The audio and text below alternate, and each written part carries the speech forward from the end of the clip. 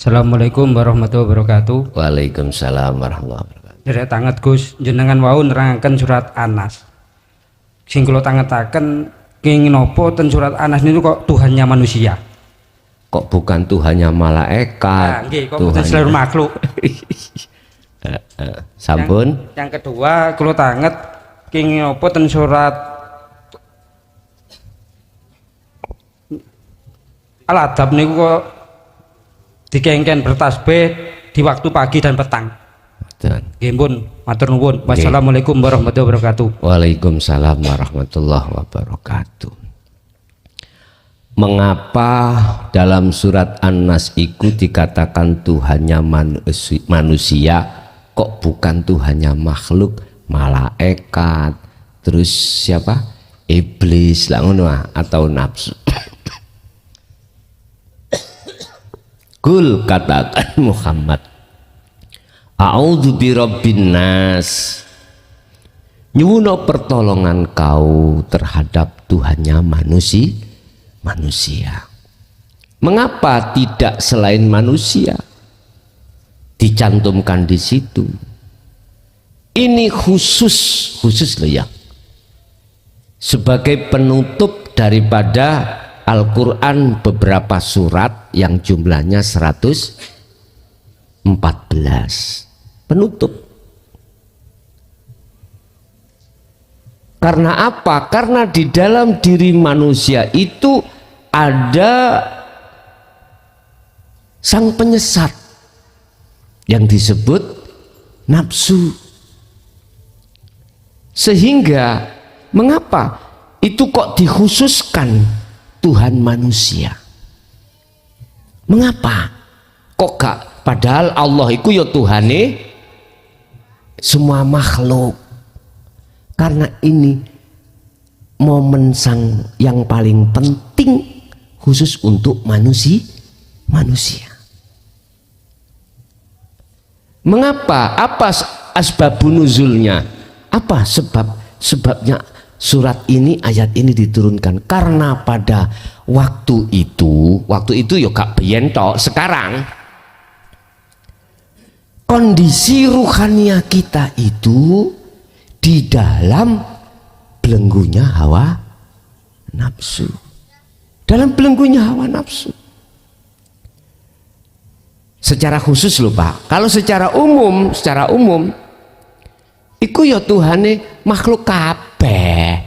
Cuman ini pesan yang paling penting terhadap umat manusia, yang umat manusia karena kondisi ruhaniahnya itu dalam kondisi dia itu dalam belenggunya hawa nafsu. Malikin nas, sifati Rob iku mang adalah sebagai raja yang ngeratoni, yang ngerajani manusia. Ilahin nas, ditegaskan lagi Tuhan yang menguasai manusia itu. Nyuwun sewu, ayat ini walaupun hanya menegaskan Tuhannya manusia, bukan berarti bukan Tuhannya selain manusia. Ingat, ini mengapa dikhususkan Rabbin nas, Tuhannya manusia, karena ini jenengan kali kula niki estu dalam kondisi ruhania kita betul-betul dalam belenggunya hawa nafsu. Bejo banget, sangatlah bahagia orang-orang kalau sudah mengerti di situ adalah juga Tuhannya selain manusia, maka dia tidak akan pernah menyalahkan nafsu. Boten, karena sudah keropnya. Kalau keropnya, oh iya, berarti nafsu iku nggodho aku ya karena Allah. Akhirnya kalau sudah di wilayah jenengan musyahadah, disitulah Bapak Ibu sudah gak ngefek. Itu pertama. Yang kedua, apa tadi? Surat Al-Ahzab. Mengapa kita diberitakan untuk bertasbih pada waktu pagi dan petang. Wis. Kita umat Islam, umat manusia khususnya di Indonesia. Bukan berarti Indonesia saja. Kita itu diberikan Allah masa di mana kita itu disebut pagi itu adalah siang. Disebut pagi itu karena kita masih dalam kondisi matahari. Disebut petang itu matahari sudah tenggelam, berarti malam maksudnya. Lah, di situ kita tiap saat dan waktu, Pak, mohon maaf, munculnya tasbih. Apa itu tasbih? Itu bersuci. Kita setiap saat dan waktu keselilitan iman selain Allah lewat akmal. Akmal kita nyun sewu, kadang waktu sholat saja akmal kita itu benar, nggak ada perserikatan kalau semuanya datangnya dari Allah. Kadang-kadang di luar sholat kita itu waktu kerja masih ada pengakuan atas diri kita yang melakukan. Mengapa kita disuruh untuk bertasbih? Untuk mensucikan syirik yang ada di dalam diri kita. Petang juga begitu, waktu malam. Di waktu malam kebanyakan kita itu tidur istirahat. Nah, disitulah Allah kebanyakan itu memberikan mimpi. Masuk di dalam perjalanan seperti kita keadaan benar-benar kejadian nyata. Makanya jenengan waktu mimpi, misalnya dikejar-kejar orang gila nggawa bendo, gak mungkin jenengan gak lari, mestilah padahal mimpi. Itu ruhaniyah. Mengapa kita disuruh bertasbih? Mensucikan diri dari syirik itu. Karena kita itu sering terjebak dengan bisikan nafsu. Itulah masalahnya mengapa kita disuruh apa sih tasbih itu? Bersuci.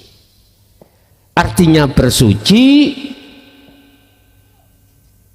kita itu ada kotoran. Munculnya perintah bersuci karena ada kotor.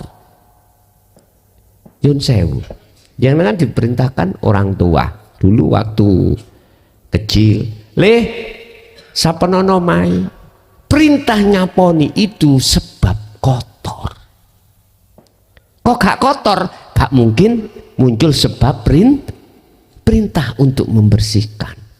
Mengapa Allah memerintahkan kita baik di waktu pagi dan petang? Pagi berarti matahari datang, petang maksudnya matahari tenggelam. Kita 24 jam itu punya dua momen, momen bekerja dan momen istirahat. Ini karena baik momen kita bekerja atau istirahat, di dalam diri kita itu ada syirik. Maksudnya syirik, ada iman selain Allah yang berperan, yang mendatangkan manfaat atau mudarat, masih ada. Lah, itu tidak ada perintah bertasbih kalau betul-betul ruhaniyah jenengan itu sudah bersih. Enggak ada. Sampah-sampah itu dalam surat Luqman ya, surat ke-31 ayat 13. Allah dawuh lewat Imron, ya bunaya, hei anak putuku, la tusyrik billah, jangan kau kotori hatimu, jangan kau kotori hatimu. Artinya la tusyrik billah, jangan kau menyekutukan Allah.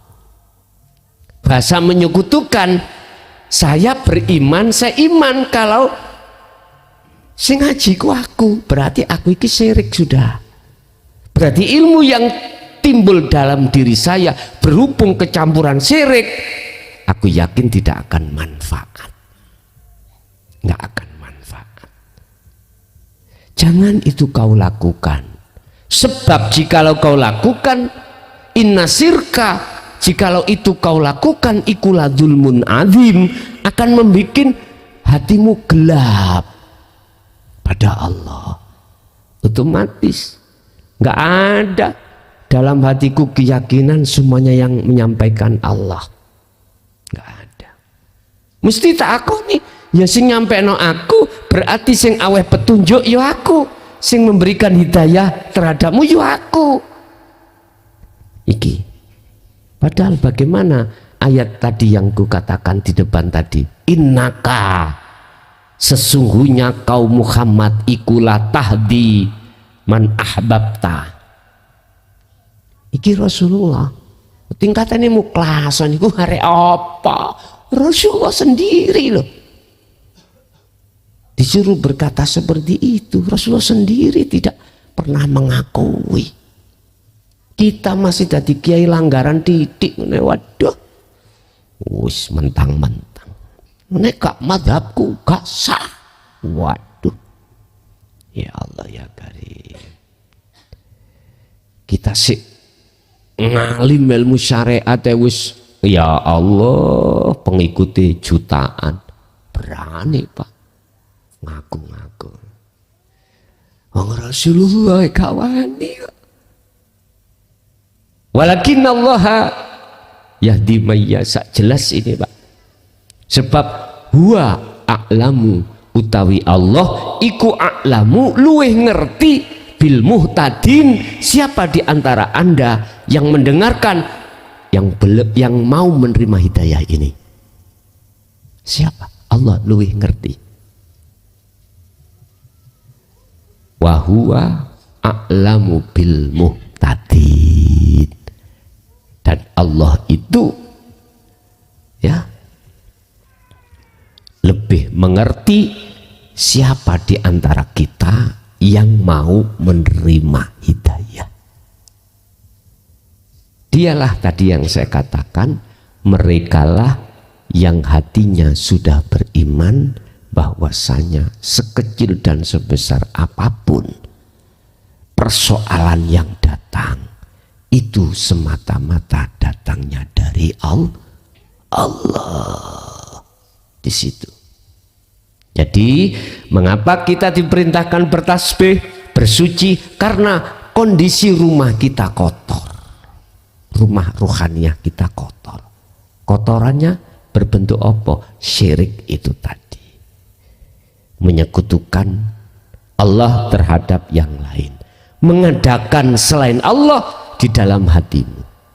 La taj'al, padahal dalam ayat lain la taj'al ma'allahi ilahan akhar, jangan kau mengadakan Tuhan selain Allah dalam dirimu, jangan begitu. Oke, ada lagi.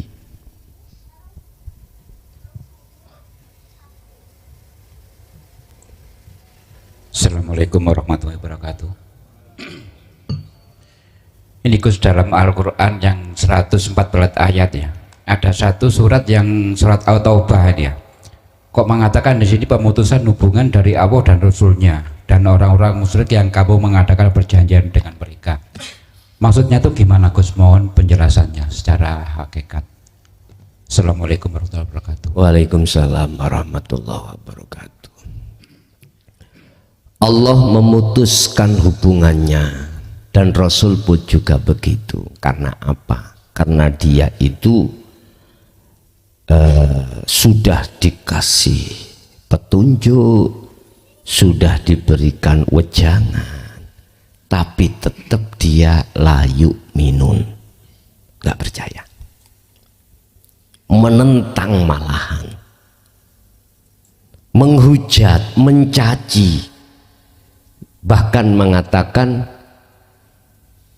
dzalika dzalalatun, itu wejangan yang sesat. Ini persoalannya. Secara individu kita ini yang ketika saat Allah mengutus utusannya dengan membawa petunjuk dan agama yang bertauhid, kita menolak.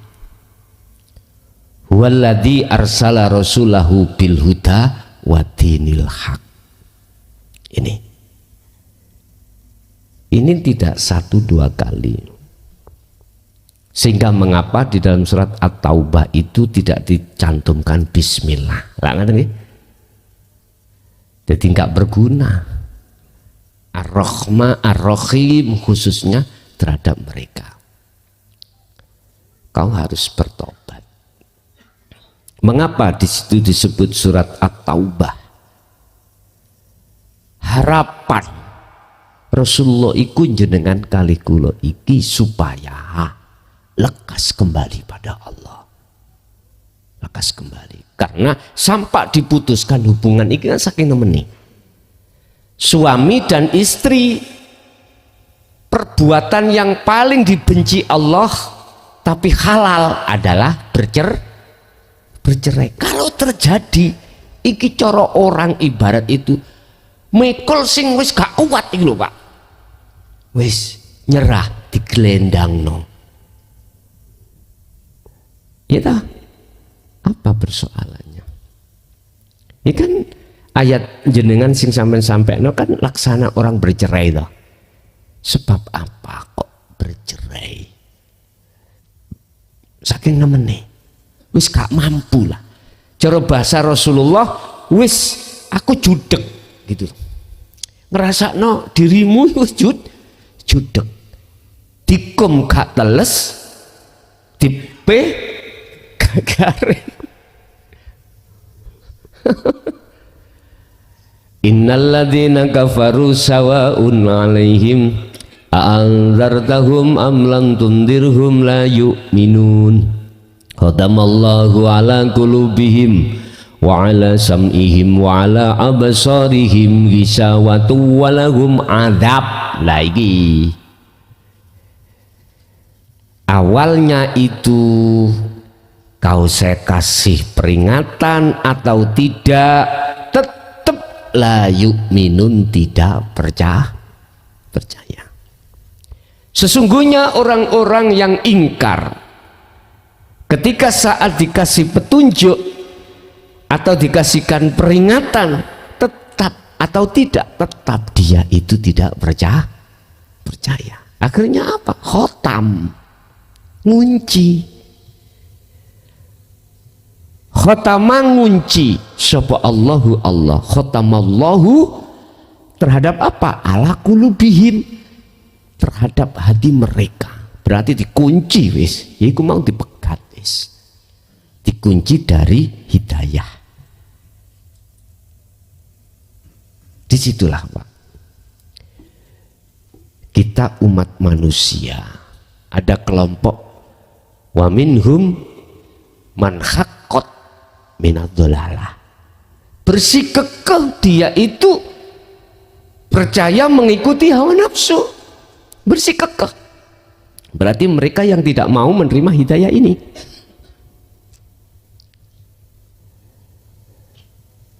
Jadi bahasa diputuskan hubungan itu wis gak kuat Pak. Ibaratnya cara orang itu wis gak mampu untuk nuturi lho ngono lho.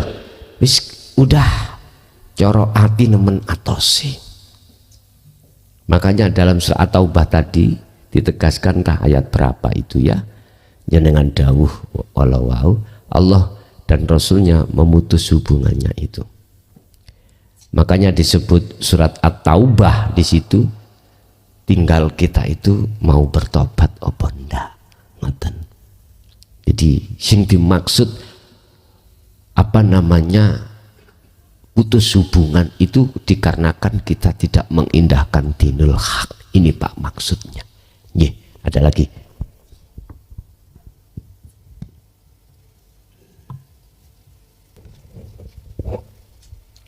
Assalamualaikum warahmatullahi wabarakatuh. Di dalam hadis disebutkan Gus, man ra'a minkum mungkaron ilah, yang artinya barang siapa di antara kamu melihat kemungkaran, maka cegahlah dengan tangan. Kalau tidak mampu, cegahlah dengan lisan. Kalau tidak mampu, cegahlah dengan hati atau ingkar biqalbi. Yang saya tanyakan, bagaimana cara kita mengingkari dengan hati, sedangkan pada hakikatnya kemungkaran itu adalah Allah yang menjalankan. Terima kasih. Assalamualaikum warahmatullahi wabarakatuh. Waalaikumsalam warahmatullahi wabarakatuh. Maksudnya dengan hatiku berdoa supaya mereka diberikan kesadaran. Kalau kita bicara masalah dakwah, ketika kau melihat kemungkaran dengan kekuasaan kau, umarok, kekuasaan, bahasanya tangan, dengan tangan, itu dengan kekuasaan. Kau berkuasa di dalam desamu atau di kabupatenmu, kau punya hukum, undang-undang, namanya perda. Udah, dengan perdamu itulah kasih undang-undang dengan kekuasaan. Yang kedua, jikalau tidak mampu dengan itu, dengan lisan, berarti dakwah, dituturi. Kamu manusia kok? Bukan. Ramadan nggak boleh buka kafe. Nek dulu Pak, prasaku kafe ku kumpulan wanita-wanita ngoten. Sakniki kafe kopi ya maksudnya. Dulu kalau nek dengar kafe ngoten niku kumpulan wanita-wanita di atas rokeh, di atas dengkul. Nek dulu loh ya. Nek sekarang kok kafe kok biasa sih mendengarkan bahasa kafe. Warung ternyata. Atau diskotik biyen, kafe, diskotik, sarung ngono. Nah, itu marah. Puasa-puasa kan nggak boleh buka kafe. Kafe itu wanita-wanita itu loh Pak ya. Kamu kok sih buka? Dituturi dengan lesan. Jikalau kau nggak mampu dengan hati berarti doa. Itu lemah-lemahnya dakwah. Jadi maksudnya dengan hati itu ada didoakan. Berdoalah kau pada Allah supaya dia itu diberikan lekas sedang sadar. Dah. Padahal satu sisi semuanya karena Allah. Terus bagaimana kau bisa berdoa? Gini Pak, mohon maaf. Kita melihat ingkar itu dari sisi kacamata mana? Berhubung kita itu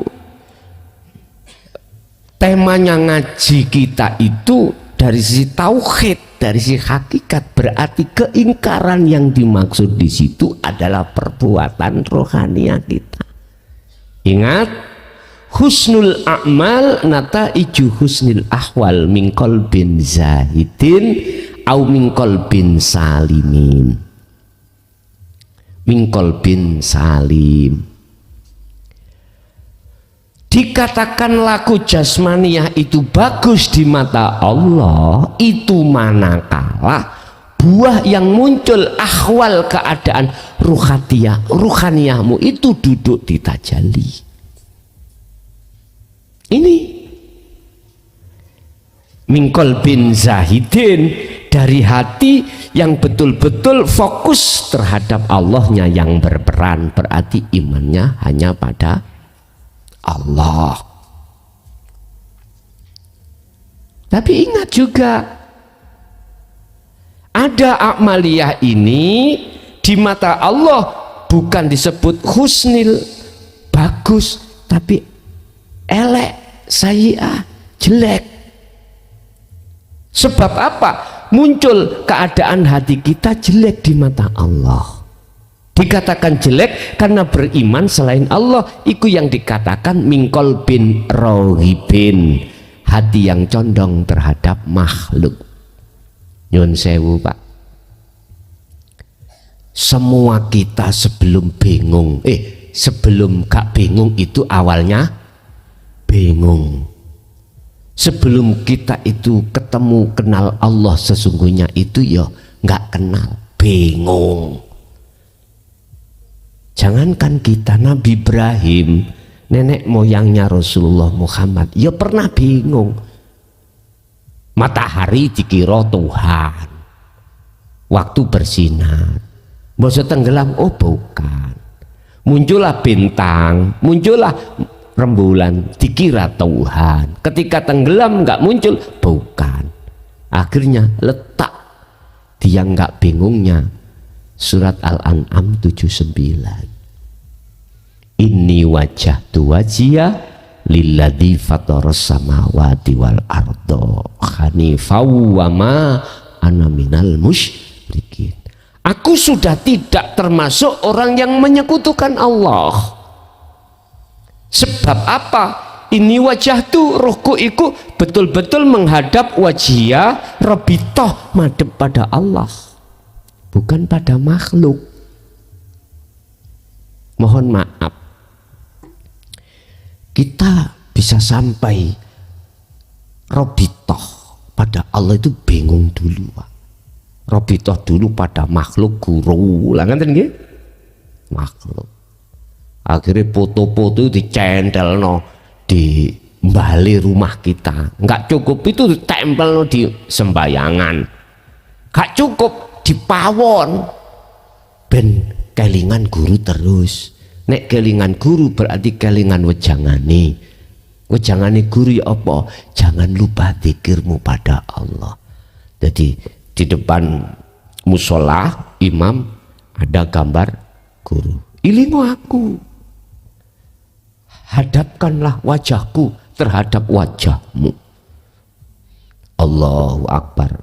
Udah kelingan guru. Makhluk.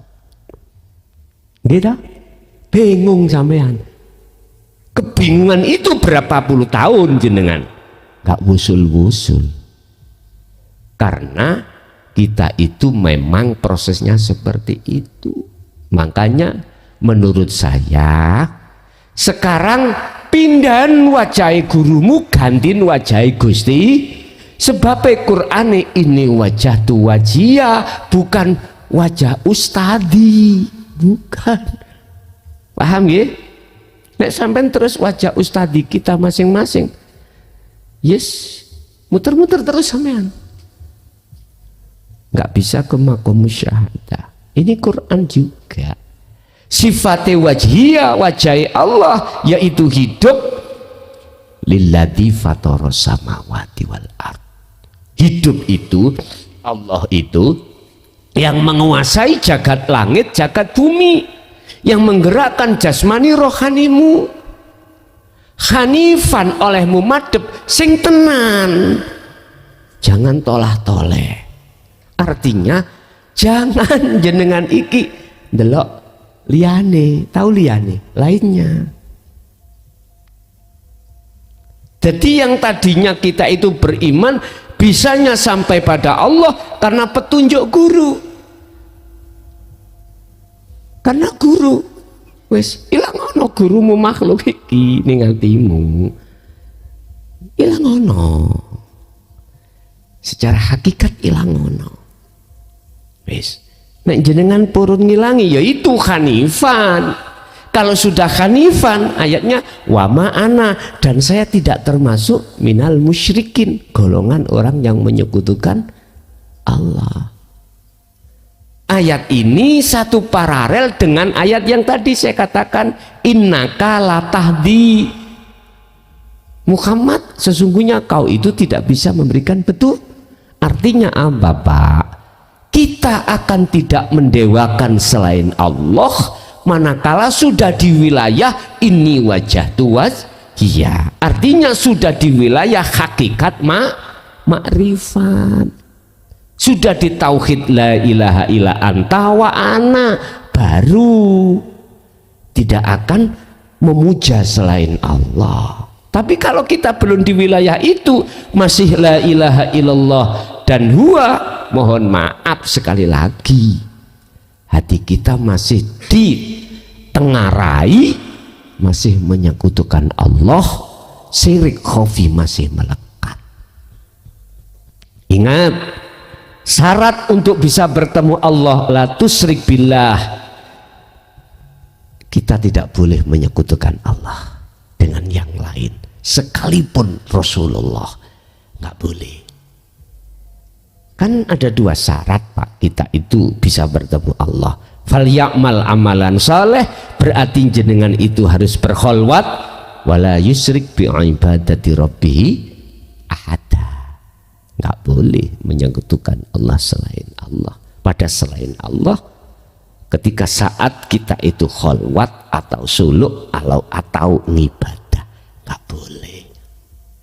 Ini syarat yang harus dikedepankan manakala siman itu bisa bertemu Allah. Wa man kana yarju liqa'a rabbih, barang siapa yang ingin bertemu Tuhannya Allah, yufal ya'mal amalan sholihan. Jadi Bapak, kita nanti tidak akan termasuk menyekutukan Allah manakala sudah lepas keakuan kita. Keakuan makhluk sudah enggak ada, sing ingkar tadi ya sudah tidak makhluknya, gitu. Jadi inilah doa yang berdakwah yang paling lemah adalah dengan hati, biqolbi, dengan hati. Maksudnya doa. Jadi enggak ada tindakan, hanya berdoa pada Allah, semoga diberi kesadaran. Ada biliat dengan tangan itu maksudnya dengan kekuasaan, bisa diartikan dengan kui punya potensi sebagai umarok yang mengeluarkan undang-undang. Ada yang mengatakan seperti itu, ada yang mengatakan biliat itu dengan tangan kita datang langsung kita rusak, kita hajar mereka, bisa seperti itu. Tapi ini punya resiko dengan undang-undang yang di Indonesia. Jadi saya artikan biliat, bukan biliat disodok-sodok ini loh Pak ya. Biliat dengan tangan itu adalah kekuasaan, berarti kita ada potensi umarok, pemimpin dari sebuah daerah. Contoh siapa? Daerah sekarang di desa berarti kepala desa. Terus daerah lagi, tingkatan daerah kabupaten berarti bupati atau wali kota. Itu yang berhak mengeluarkan undang-undang. Dilarang bulan Ramadan buka kafe. Nah, resikonya ya harus disampaikan, barang siapa yang melanggar maka lewat pasal ini bla bla bla bla bla. Nah, wis aman. Akhirnya sing maju Satpol PP. Nggih. Jadi maksud daripada dengan hati itu adalah didoakan. Lah cara berdoa ini, lah ini biar nggak muncul dua. Ya, secara syar'i tetap semoga diberikan kesadaran, secara hakiki hati jenengan itu mentajalikan semuanya. Tapi pun diartikan berarti Gusti Allah berdoa nggih. Allah njaluk Allah. Jangan begitu. Yaiku qadim ala qadim.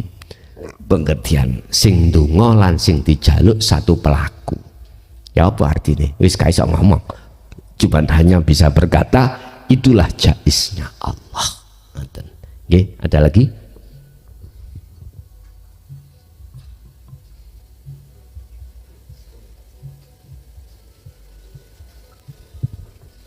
Sampun cekap?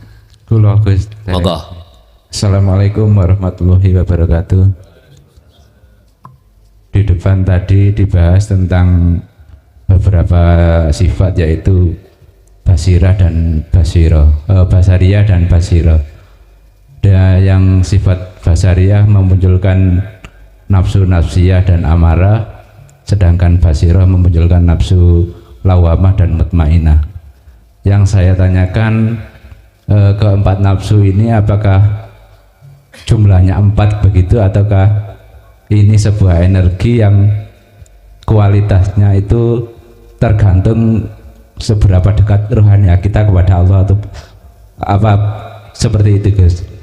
Terus yang kedua, ada sebutan iblis, ada sebutan setan dan nafsu. Lah itu Apa itu juga energi yang sama atau berbeda-beda? Matur mawon. Assalamualaikum warahmatullahi wabarakatuh. Waalaikumsalam warahmatullahi wabarakatuh. Yang pertama tadi adalah betul merupakan satu energi. Kalau kita ngomong nafsu, masih banyak lagi nafsu yang lain. Ya. Masih banyak nafsu yang jenenge bla bla bla, selain 4 itu masih ada. Cuman ini kubu 2 yang selalu di dalam diri kita tarik menarik. Satu energi yang saling tarik menarik. Yang kedua, memang benar istilah bahasa nafsu, iblis, setan sama. Substansinya sama. Cuman bahasanya tidak sama. Kalau boleh saya katakan, di Indonesia kita mengatakan ini kopi, ya bahasa. Mungkin di luar Indonesia bukan kopi, tapi substansinya sama. Energinya sama.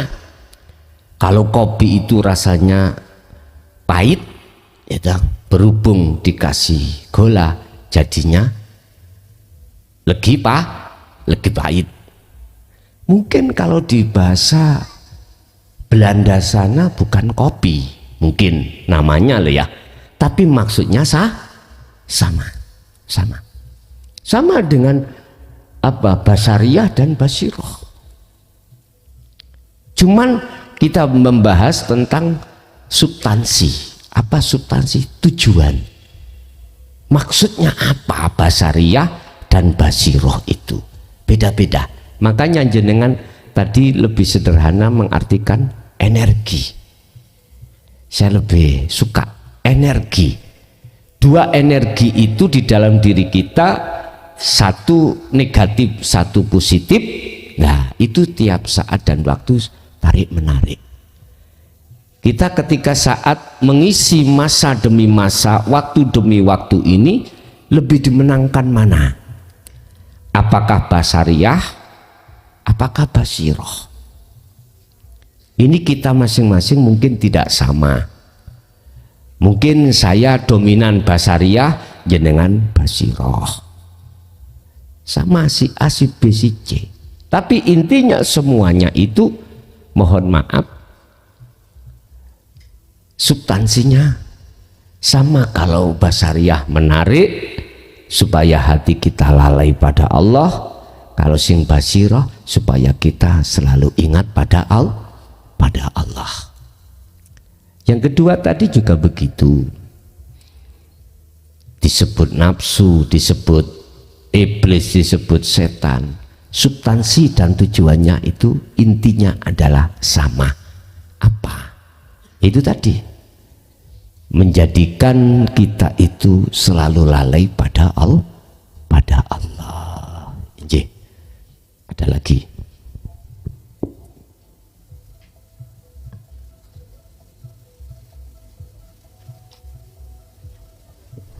Mungkin Ibu itu ada yang ngacung itu, enggak?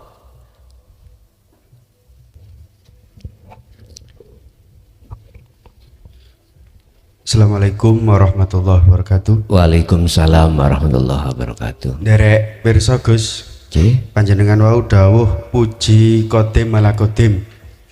Nate mireng dawuhipun Yai, puji kudus ala kudus, puji kodim ala kodim. Niku perbedaanipun dos pundi? Ngoten nggih. Niku mawon. Nggih. Kul in kuntum tuhibbunallaha fattabi'uni. Cara hadis, innama bu'itsu liutammima makarimal akhlak. Aku tidak diutus oleh Allah ke bumi iki kecuali hanyalah untuk menyempurnakan akhlak manusia. Oleh sebab itu, jikalau kau betul-betul kesempurnaan di dalam agamamu, fattabi'uni, ikuti aku, kata Rasulullah. Yes. kita dihadapkan kalimah hablum minan nas, hubungan manusia dengan yang lain, sesama manusia. Kudus ala kudus. Ini diatur di dalam hukum syar'i. Dikatakan hablum minan nas, kita manusia itu tidak hanya jasad, akan tetapi juga ruh. Dikatakan hablum minan nas, jasad kita bersama dengan yang lain. Contoh iki, kudus ala kudus. Disebut kudus itu kan sesuatu yang baru datang. Ya kita toh sesuatu yang baru datang. Nah, disebut kodim terdahulu berarti lebih dahulu Allah daripada makhluk. Sebab makhluk itu ciptaane Allah. Lebih dahulu mana yang menciptakan dan yang diciptakan? Lebih dahulu yang menciptakan. Oke. Contoh kok kudus ala kudus, hubungan manusia dengan manusia. Kita diatur di dalam hukum syariat. Si A dengan si B tetangga, kaum Islam. Di situ kalau maghrib kan kudu sarungan dan budal nang masjid lah, syariat. Ketika saat kita itu tidak ke masjid, bahkan kita itu si A menyalakan sound system lagu rondo kempling di kawet noai maghrib pantas enggak pantas toh, enggak pantas, karena si B nang musola, kita tidak ke musola, malah di depan musola kita membunyikan yang namanya musik rondo kempling, lagu nih kawat dekno adik imame iku mang bar oleh rabi rondo. Wes ngono iku ditafsiri sing aneh-aneh. Berarti ini kudus ala kudusnya tidak ada. Saya katakan kudus ala kudus itulah hablum minan nas, ditata di dalam hukum syariah. Qadim ala qadim, hubungan Allah dengan Allah sendiri, maksudnya adalah ruhaniyah jenengan. Ditata dengan ajaran dinut tauhid supaya jenengan hubungan pada Allah itu genah. Ini kudus ala kudus. Lah, tuntutannya mana? Hablum minallah ini. Hubungan jenengan langsung pada Allah enggak ada yang namanya manusia. Berarti ketika ruh jatuhnya sudah diwusul, itulah qadim ala qadim. Maksudnya di situ. Sebagai wasilahnya adalah dinut tauhid. Sebagai penyambung yaitu adalah hidayah, petunjuk di dalam dinut tauhid dilaksanakan baru bisa dikatakan sambung atau dikatakan wusul. Lah, ketika posisi wusul itulah disebut qadim ala qadim, sebab makhluknya sudah tidak ada. Apa yang terjadi pada nafsu? Allah. Apa yang terjadi pada ruh? Allah. Apa yang terjadi pada akal, malaikat? Allah. Ya iku wis. Dadi la maujudan illallah di situ. Nggih, ada lagi? Assalamualaikum warahmatullahi wabarakatuh. Waalaikumsalam warahmatullahi wabarakatuh. Badhe nderek tanglet menawi zikir sirul asror dipun banteraken, lajeng kasafe kok tambah merajalela. Lajeng menawi zikire transisi antara sirul asror kali fanaul zikri, lah niku kok lade napa? Lade mandap. Lah kasaf niku, pertanyaanipun kasaf niku nopo maksudnya nikmat wonten kasaf niku nopo cene angel badhe lontur Gus? Ngoten nggih. Nggih. Cuma kasaf niku wau bebanten manah. Lajeng pripun menghadapi kados ngaten menika. Ngoten nggih. Nggih. Assalamualaikum warahmatullahi wabarakatuh. Waalaikumsalam warahmatullahi wabarakatuh. Racun itu bisa berbahaya dan juga tidak. Justru racun itu bisa dijadikan obat. Itu kalau sesuai dengan dosis. Nek ngawur ya malah membahayakan. Artinya apa? Ngeten Bu. Memang satu sisi kasaf itu membahayakan pada perjalanan rohaniyah untuk kemusyahadah. Tapi itu juga tidak selamanya membahayakan manakala jenengan fana'ud dzikri ku lebih kuat daripada sirul asrar. Ini kalau memang jenengan sirul asrar itu menjadikan kasaf sampai lebih besar, ya harus jenengan keseimbangkan dengan fana'ud dzikri. Jadi sing gak ngerti bahasa Arab, kalau tambah ngelugus bahasa Arab apa? Ngeten. Bahasa Indonesia aja. Ketika kita proses dirasa satu hamba diiman terhadap Allah lah semuanya yang menggerakkan, semuanya yang menguasai, semuanya yang memperjalankan diri Anda, maka tolong yang menjalankan, yang menggerakkan, dan yang digerakkan hilangkan. Itulah yang disebut fana'ul dzikri. Anda sudah tidak muncul sebagai yang digerakkan, Allah tidak akan muncul sebagai sang penggerak. Akhirnya muncul sesuatu nama yang tidak bisa kau namakan, sesuatu gambar yang tidak bisa kau gambarkan. Nama apakah itu? Gambar apakah itu? Gak bisa jawab. Quran cuman memberikan petunjuk, bahasanya cuman ana Muhammad, sampaikanlah maksud daripada la ilaha illa ana. Sampaikan supaya umatmu iku fa'budunnya, nyembahnya itu benar kepada ana. Supaya ketika sholat iku lidzikri, ingat kalau hanya saya, bukan selain saya. Oh ngoten nggih, akhirnya disampaikan terhadap Rasulullah. Tapi pertentangannya sing menghujat mencaci luar biasa. Seluruhnya Rasulullah siapapun seluruhnya ngoten. Termasuk Nabi Ibrahim, resikonya dibakar pada saat itu. Dibakar. Ketika menyampaikan ini wajah tu wajia, itu dibakar. Dibakar beliau. Cara syariate patung-patung kan dirobohkan Pak, dirobohkan syariate.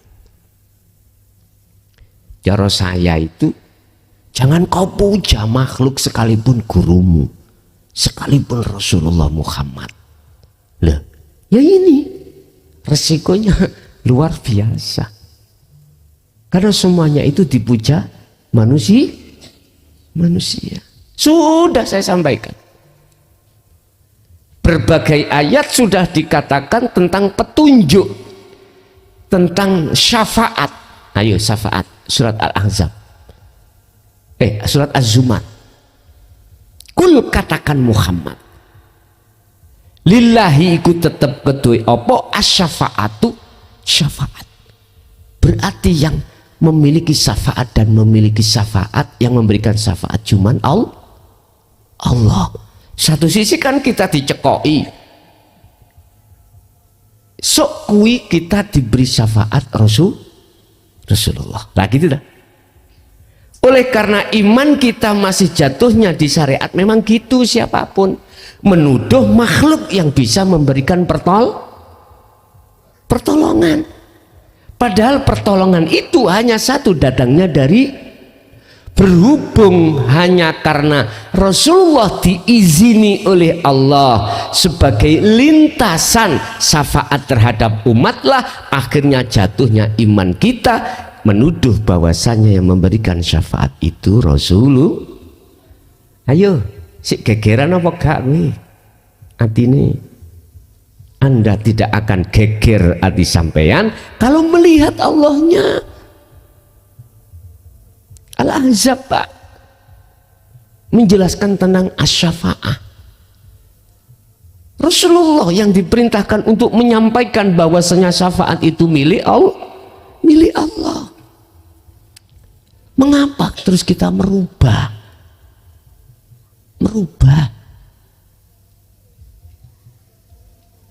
Siapa yang bertanggung jawab? Ayo. Kalau begini monggo. Rasulullah itu memberikan syafaat karena diizini Allah satu-satunya nabi dan rasul yang bisa mensyafaati umatnya. Berarti kalau bahasa diizini, Rasulullah sebagai makhluk itu tidak punya hak memiliki namanya syafaat. Sama atau gak jauh-jauh. Sekarang kita, tetangga kita itu menolongi kita karena kita punya masalah. Kalau kita melihat makhluknya mesti beriman yang menolong adalah tetangga. Oke, iki posisi iman kita di syariat begitu, Pak. Tapi coba, kalau tidak digerakkan Allah di situ, bisa tetangga kita menolong kita? Nggak bisa. Kalau iman jenengan sudah di hakikat. Iman di hakikat adalah la haula wala quwata illa billah. Oleh sebab itu, biar sinkron antara syariat dengan hakikat, bahasanya gini, jangan langsung diperonggol. Gusti Allah mengizini, meridhoi syafaat itu dilewatkan Rasulullah untuk disampaikan terhadap baru sinkron Pak itu. Ojo langsung nyun sewu, ojo langsung mengatakan biar besok kita itu mendapatkan syafaat Rasulullah, ayo gini. Jangan. Lalu kita nggak kenal Allah kok. Nyun sewu. Kita minta sesuatu harus tahu dan kenal dan bertemu siapa yang memiliki. Siapa yang memiliki, Pak? Kita harus kenal. Laksana kita minta sesuatu terhadap tetangga kita, misalkan tetangga kita punya pepaya, kita minta pepayanya. Otomatis langkah yang harus kita lakukan awal sekali menemui yang punya pepaya. Pak D, nyuwun kates, pepayane setunggal lain. Kenapa? Buat jangan nih, jangan kunci. Oh iya, ame. Kalau sudah diizini untuk ngambil, Pak,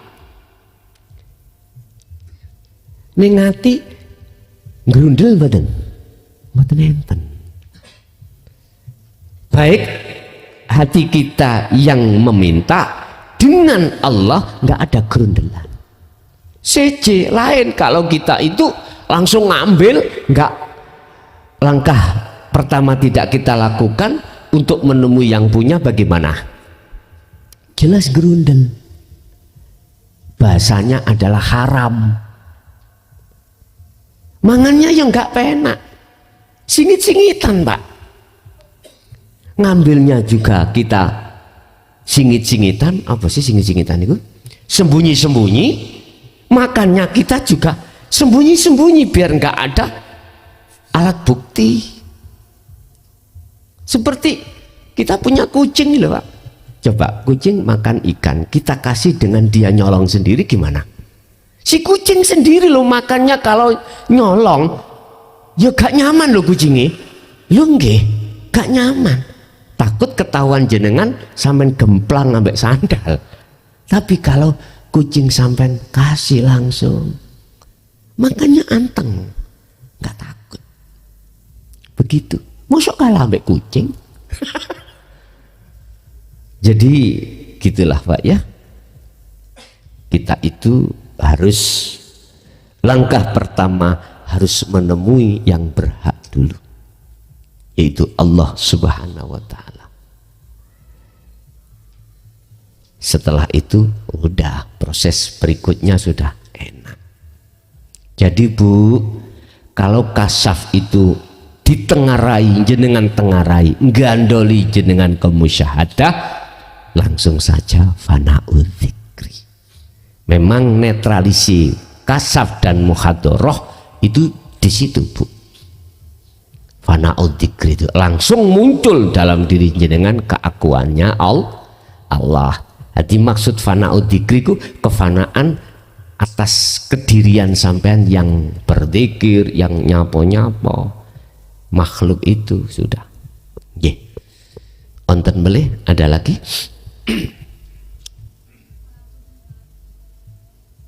Pangapunten Gus, nambah di Nggih. singa niku remen ngaos ngoten Gus nggih. Mantun niku kok malah ganti posisi seneng dangdutan, seneng nyanyi ngoten Gus. Lah Maksudnya ngaos iku ngaos Quran, ngaos kita. nggih. Sakniki seneng dangdutan. Nggih, singa niku nggih wonten apal Quran, wonten tiyang apal Quran Nggih. ngoten nggih. Lah mantun niku singen remen. Lah mantun niku sakniki seneng dangdutan, nyanyi-nyanyi. Kadang sama ngelucu-ngelucaken pangeran ngoten Gus. Ya Allah, pangeran kok lucu. Sama ngoten-ngoten barang Gus.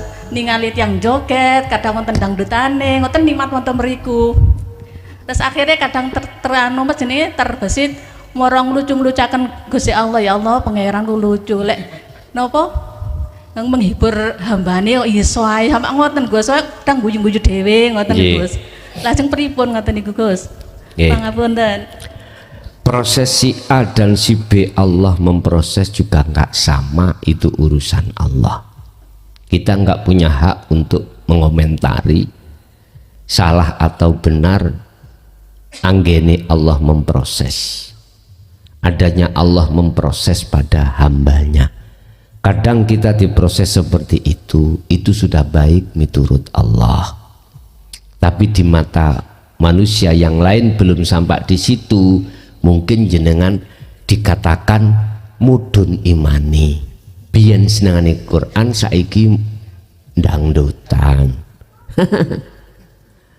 Ada Allah juga memproses sebaliknya Pak Bu. Estu. Dulu sampean radoyan salat 5 waktu. Berhubung jenengan iki mau luweh nikmat sampean iku mau salat 5 waktu bertemu Allah, akhirnya diproses Allah salati malah bener cara syariat. Mungkin wong syariat ngomong, oh berarti awakmu iki oleh petunjuk. Dulu nggak pernah ke masjid, sekarang ke masjid. Bahasane ngoten loh. Dulu cara jenengan iku nggak pernah sobo-sobo langgar, saiki kok malah sobo langgar. Iku jare wong syariat, jenengan iku oleh hidayah. Wis kari ndelok atimu nek umpama diproses Allah sak syariat iku ya suka-suka Allah. Beda sing awal mang biasae sapa langgar masjid maca Quran, saiki malah dangdut. Jare wong syariat, lho awakmu iku mang tersesat. Nah wong umum kan ngoten, tapi padahal sampean iku mang malah ayem teng mriku. Terus bagaimana itu? Tak jawab, iku sukae Allah memproses jenengan teng mriku. Ya wis bener ing mungguh Gusti Allah. Bon, wis nang Allah gak ono salahe belas gak ono. Gus, bojoku lho sejak ngaji nang sampean niku lho, Jumatan wis gak. Salat wis gak. Jarene sing penting eling. Ngoten Gus. Piye Gus? Gusti Allah iku proses teng mriku. Aku gak nyalano Gusti Allah, gak wani aku. Wis suka-suka Allah lah memproses. Cuman nek ditanya sistem, ya sistem lah ya. Ngomong sistem berarti teori ya dah. Teori berarti teorinya Rasulullah bagaimana? Wasilun iku yo tambah apik syariate. Iku teori. Tapi Gusti Allah memproses tidak seperti itu. Saya bisa ngomong apa? Nggak bisa saya. Ya wis iku urusane Gusti Allah. Kalau jawabku hanya bisa seperti itu. Kalau ngomong bicara sistem, apa yang dilakukan sistem Rasulullah wasilun, ya menjadikan menetralkan syariat dengan hakikat tadi. Begitu. Ya wis. Nggih. Ada lagi? Sampun? Ada Ibu? Ada? Cukup. Bapak sudah cukup? Oke. Bapak Ibu hadirin jamaah rahimakumullah. Itulah apa yang diberikan Allah dari ilmunya. Harapan kita semoga senantiasa menjadikan ilmu yang bermanfaat dan barokah terhadap kita dan keluarga kita serta anak putu kita ila yaumil qiyamah. Lahumul Fatihah.